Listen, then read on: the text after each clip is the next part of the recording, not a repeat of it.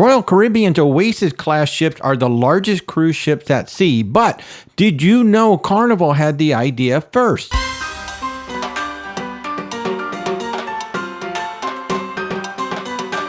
The year was 2004, and Carnival's legendary ship designer Joe Farkas introduced the Pinnacle Class.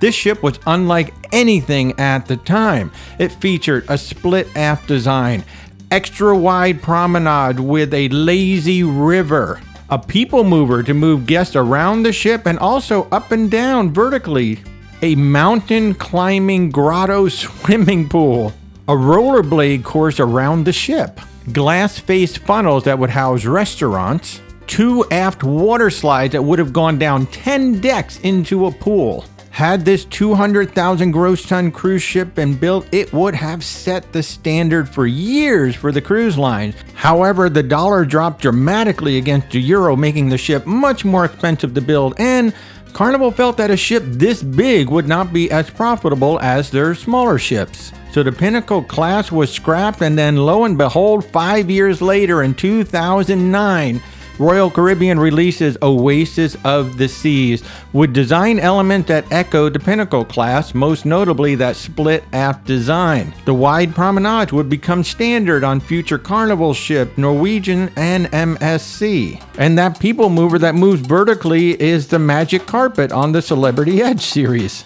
Now, what do you think? Would you like to see Carnival go back and revisit this Pinnacle concept, which would be even larger than the current XL class?